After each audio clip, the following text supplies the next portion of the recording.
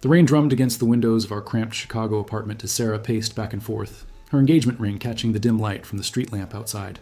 It was October, and the city had that harsh, biting cold that made you want to stay inside forever. But Sarah's mind was elsewhere, lost in dreams of white dresses and flower arrangements. "Michael, you don't understand," she said, turning to face me with those green eyes that had captivated me 3 years ago. "This isn't just any wedding. This is the wedding. The one I've been dreaming about since I was 12. I looked up from my laptop, where I'd been reviewing our monthly budget for the third time that week. The numbers weren't adding up the way they used to. My salary as an IT support specialist at a mid-sized firm barely covered our rent, groceries, and Sarah's student loan payments. The idea of a $35,000 wedding seemed as distant as the moon. "Sarah, we've talked about this. Maybe we could do something smaller. Your parents said they'd help with $5,000, and my mom offered to make the cake." "No!" She cut me off, her voice rising above the sound of the rain. "I'm not having some backyard barbecue wedding like your cousin Jenny. I want the grand ballroom at the Palmer House. I want the dress from Kleinfeld's. I want the photographer who did Emma's wedding last summer." I set my laptop aside and walked over to her, taking her trembling hands in mine. Sarah worked as a marketing coordinator at a nonprofit downtown, and while she loved her job, it didn't pay much. Between the two of us, we were getting by, but just barely. "Baby, I want to give you everything you've ever dreamed of, but $35,000, that's more than half my annual salary." Her eyes filled with tears, and I felt that familiar tug in my chest, the one that made me want to move mountains for her. Sarah had grown up in a family where money was always tight. Her parents had divorced when she was 14, and her mother had worked 2 jobs just to keep food on the table. This wedding wasn't just about one day. It was about proving to herself that she'd made it, that she deserved beautiful things. "There has to be a way," she whispered, leaning into my chest. "What about a personal loan? You have good credit." I'd been thinking about that exact possibility for weeks, but every time I ran the numbers, it made my stomach churn. The monthly payments would be brutal, and we'd be paying it off for the next 5 years. But as I held Sarah in our tiny living room, listening to her quiet sobs, I felt my resolve weakening. "Let me look into it," I heard myself saying. "Maybe there's something we can figure out." The next morning, I walked into First National Bank on State Street during my lunch break. The loan officer, a middle-aged woman named Mrs. Patterson, reviewed my credit report and employment history with the efficiency of someone who'd done this 1,000 times. "You qualify for up to $40,000 at 12.5% interest," she said, sliding the paperwork across her desk. "Monthly payments would be around $780 for 60 months. My heart sank as I did the quick math. That was nearly half my take-home pay. But then I thought about Sarah's face when she talked about walking down the aisle in that dress she'd bookmarked on her laptop. I thought about the way she'd light up when she described the ceremony to her coworkers. "I need to think about it," I told Mrs. Patterson, but we both knew I'd already made up my mind. That evening, I found Sarah in our bedroom, surrounded by bridal magazines and printouts from wedding websites. She'd created a detailed spreadsheet with every expense itemized: venue, catering, flowers, photography, music, decorations. She'd even researched the cost of chair covers. "I've been thinking," I said, sitting down on the edge of the bed. "What if we could make this work?" She looked up from her planning, hope flickering in her eyes. "What do you mean?" "I went to the bank today. We could get a personal loan. It wouldn't be easy, but if we're careful with everything else, we could make the payments work." Sarah launched herself into my arms, nearly knocking me backwards onto the bed. "Really? You'd do that for me?" "Of course I would. I love you, Sarah. I want you to have the wedding you've always dreamed of." As she kissed me, I pushed down the voice in my head that was screaming about the financial risk. This was about more than money. It was about love, about partnership, about building a life together. Or at least, that's what I told myself as I signed the loan papers the following week. Winter in Chicago was particularly brutal that year, with snow piling up on the sidewalks and temperatures dropping well below freezing. But inside our apartment, Sarah had created a warm cocoon of wedding planning materials. Every surface was covered with fabric samples, menu cards, and photographs of flower arrangements. The loan money had come through just before Thanksgiving, and Sarah had immediately put down deposits on everything. The grand ballroom at the Palmer House was booked for the 3rd Saturday in June. The photographer, a trendy guy named Derek, who charged $4,000 for 8 hours, was secured. The dress from Kleinfeld's was ordered in Sarah's size. "Look at this," Sarah said one evening in January, showing me her phone screen. "Derek posted some photos from the Mitchell wedding last weekend. Isn't his work incredible?" I glanced at the photos. They were beautiful, artistic shots of a couple I didn't recognize, but all I could think about was the $780 that would be automatically deducted from our checking account in 3 days. We'd already had to cancel our Netflix subscription and switch to generic brands at the grocery store. "They're great," I said, trying to keep my voice neutral. "How's the guest list coming along?" Sarah's expression shifted slightly, and she looked back at her phone. It's evolving. You know how it is with weddings. Everyone has opinions about who should be invited. I'd been asking about the guest list for weeks, but Sarah always seemed to deflect the conversation. She'd mentioned that her maid of honor, Jessica, was helping her with the planning, and that her future mother-in-law had some strong opinions about the family members who needed to be included. "Can I see it?" I asked. "I'd like to start thinking about my side of the family. My Uncle Tom asked about it last weekend." "It's not ready yet," Sarah said quickly. "Jessica and I are still working on the seating chart. There are some complications with my family situation." I knew about the complications. Sarah's parents had barely spoken since their divorce, and her father had remarried a woman that Sarah couldn't stand. Her mother had been making subtle comments about wanting to invite her book club friends, while her father was pushing for a more intimate ceremony. "Maybe I could help," I offered. "I'm pretty good with spreadsheets, and I could—" "No, it's okay," Sarah interrupted. "Jessica has this whole system figured out. She's been planning weddings for her sorority sisters for years. She knows what she's doing." Jessica, I'd heard that name so many times over the past few months that I felt like I knew her personally, even though we'd only met twice. She was Sarah's college roommate, now living in New York, working for some high-end event planning company. Apparently, she'd taken charge of coordinating with all the vendors and managing the timeline for the wedding day. "When do I get to meet with her?" I asked. "I mean, to go over the schedule and everything?" Sarah's fingers drummed against her phone case. "She's super busy with work, but don't worry. She'll make sure everything runs smoothly. That's what she does." Over the next few weeks, I started noticing other things. Sarah would get phone calls at odd hours and step into the bedroom to talk. She'd come home from work with updates about dress fittings and cake tastings that she'd apparently attended without mentioning them to me beforehand. "How was the cake tasting?" I asked one evening after she'd casually mentioned trying 3 different flavors with Jessica. "Oh, it was good. We went with the vanilla bean with raspberry filling. Jessica thought it was the most sophisticated option." "I would have liked to try the cake for our wedding," I said, trying to keep the hurt out of my voice. Sarah paused in the middle of hanging up her coat. "I'm sorry, babe. It was a last-minute thing. Jessica only had an hour between meetings, and the bakery couldn't reschedule." I wanted to ask why Jessica's schedule was more important than mine, but I could see the exhaustion in Sarah's face. She'd been working extra hours at the nonprofit, trying to impress her boss for a promotion that might help us manage the loan payments. "It's okay," I said instead. "I'm sure you picked something great." That night, as Sarah slept beside me, I stared at the ceiling and listened to the radiator clanking in the corner. The apartment felt smaller than ever, cramped with all of Sarah's wedding planning materials. I'd started having dreams about drowning in a sea of invoices and payment schedules. But then I'd remember the way Sarah smiled when she talked about the wedding, how she'd describe walking down the aisle or dancing at the reception. This was her dream, and I was making it possible. That had to count for something. Spring arrived late in Chicago that year, with patches of dirty snow still clinging to the sidewalks well into April. I was walking back from lunch when my phone buzzed with a text from Sarah. "Having dinner with Jessica tonight to finalize last-minute details. Don't wait up." It was the 3rd time that week that Sarah had made evening plans without me. I understood that wedding planning was stressful, but I was starting to feel like a stranger in my own relationship. The woman I'd fallen in love with seemed to have been replaced by someone who spoke exclusively in terms of centerpieces and seating arrangements. I decided to surprise her with coffee and pastries from our favorite bakery on Division Street. Maybe we could have a quiet moment together before she left for dinner. The nonprofit where Sarah worked was housed in a converted warehouse in the West Loop, with high ceilings and exposed brick walls that made every conversation echo. I'd been there dozens of times over the past 3 years, bringing Sarah lunch or picking her up after late meetings. "Hi, Michael," said Janet, the receptionist, as I walked through the lobby. "Sarah's upstairs in the conference room if you're looking for her."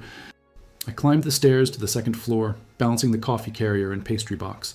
The conference room was at the end of the hall, and through the glass walls I could see Sarah sitting at the long table with 3 other people. She was laughing at something someone had said, more animated than I'd seen her in months. I was about to knock when I heard her voice clearly through the door. "I know it sounds crazy, but Michael actually took out a loan for the whole thing. Can you believe it?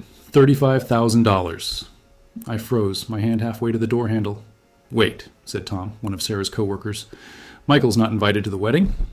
"It's complicated," Sarah said, her voice dropping slightly. "The guest list got out of control.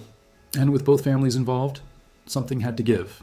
"But he's paying for it," said another voice I didn't recognize.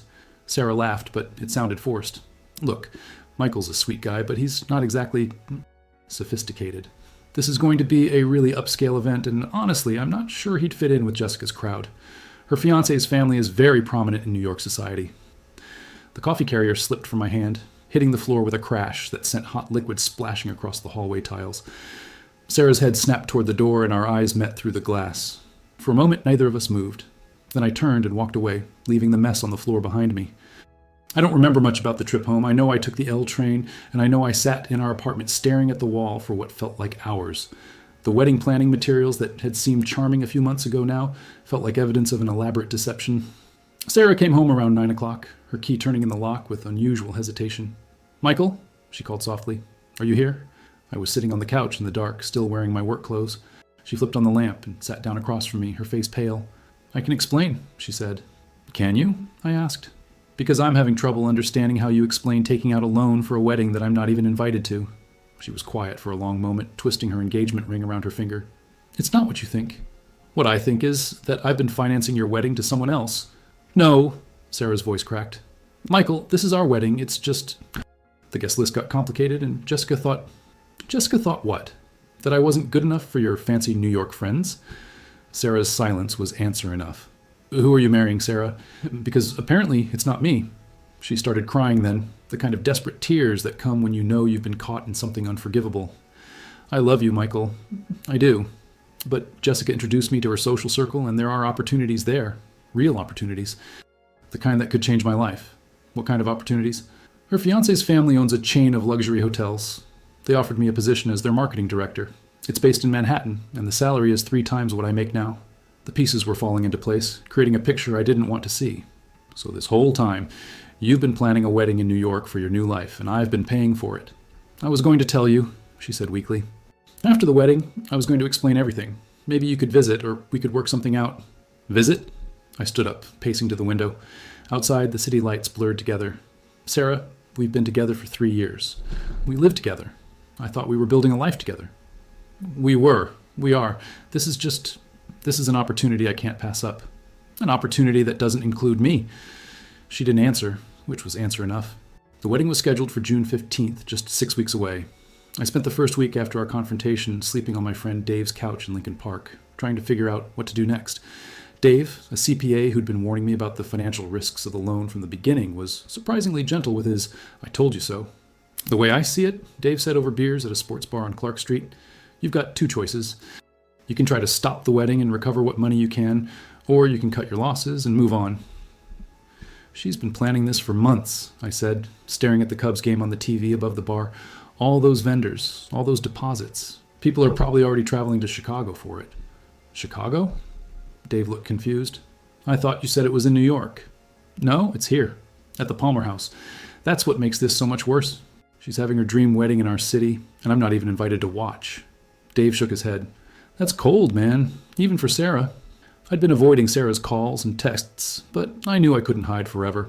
We had practical matters to settle: the apartment lease, our shared credit card, the loan payments that would continue long after the wedding was over.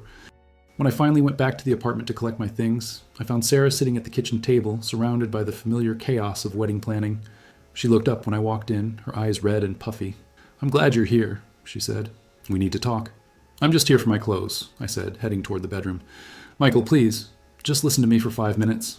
Against my better judgment, I sat down across from her. Up close, I could see the toll the last week had taken on her. She'd lost weight, and there were dark circles under her eyes. "I know you hate me," she began, "and I know what I did was unforgivable, but I need you to understand something. This wedding, it's not what you think it is." "What is it, then?" She took a shaky breath. "It's a business arrangement. Jessica's fiancé, Marcus, he's gay. His family doesn't know, and they never can. It would destroy his relationship with his father, and his father controls the trust fund that keeps the hotel chain running." I stared at her, trying to process what she was saying. "So you're marrying him to cover up the fact that he's gay?" "It's not that simple. Marcus and we're friends, real friends. And yes, I'm taking the marketing position with his family's company. But the marriage part, it's temporary. 2 years, maybe 3, until his father retires and Marcus can take over the business. And then what? Then we get divorced, and I move back to Chicago, with enough money to pay off your loan and buy us a house. A real house, Michael, with a yard and a garage and everything we've ever talked about. I felt like I was drowning in the absurdity of it all. Sarah, do you hear yourself? You're talking about committing fraud. Marriage fraud. That's a federal crime. It's not fraud if we're actually living together. And we will be. Marcus has a penthouse on the Upper East Side. I'll have my own wing of the apartment. What about us? What about our relationship? Sarah reached across the table and took my hand. Nothing changes between us. You're the person I love, Michael. You're the person I want to grow old with. This is just a detour, a way to secure our future. I pulled my hand away. A detour that involves you marrying another man with money I borrowed. I know how it sounds, but think about it practically. In 3 years, we'll have enough money to pay off the loan and start our real life together. We can have the wedding we actually want, not this performance for Marcus's family. And what am I supposed to do for 3 years? Just wait around for my girlfriend to finish being married to someone else? You could move to New York, Sarah said quickly. There are great IT jobs there. You could work for one of the hotels in Marcus's family's chain. He said he'd make sure you got hired. The offer hung in the air between us like a toxic cloud. I could see the appeal of it from Sarah's perspective. She'd get her dream job, I'd get a better salary, and we'd both get to live in New York. All I had to do was accept that the woman I loved was going to marry someone else. I can't do this, Sarah, I said finally. I can't pretend to be okay with this, and I can't move to New York to be your secret boyfriend while you're married to someone else. Tears started streaming down her face. Please, Michael, I love you. This is the only way we can have the life we want. No, I said, standing up. This is the only way you can have the life you want. I never asked for any of this. I never wanted to live in New York or work for a hotel chain or be part of some elaborate deception. I just wanted to marry you and build a simple life together. I went into the bedroom and packed my clothes into 2 duffel bags. Sarah followed me, pleading and crying, but I couldn't listen anymore. The woman I'd fallen in love with, the woman who used to be happy with Chinese takeout and Netflix on Friday nights, had been replaced by someone I didn't recognize. The loan payments are due on the 15th of every month, I said as I headed for the door. Since you're the one getting married, you can figure out how to make them. Michael, wait. But I was already gone, walking out into the Chicago evening with everything I owned in 2 bags. Behind me, I could hear Sarah sobbing, but I didn't turn around. 3 weeks later, I was scrolling through Facebook when I saw the wedding photos. Sarah looked radiant in her Kleinfeld dress, dancing with a tall, handsome man in an expensive tuxedo. The Palmer House ballroom was decorated exactly as she'd envisioned, with white roses and soft lighting that made everything look like a fairy tale. The comments were full of congratulations from friends and family members who had no idea what they were actually celebrating. I closed the laptop and went for a walk along Lake Michigan, watching the sunset paint the water in shades of gold and pink. 6 months later, I got a text from Sarah. I'm sorry. You were right about everything. I'm coming home. But by then, I'd already started over.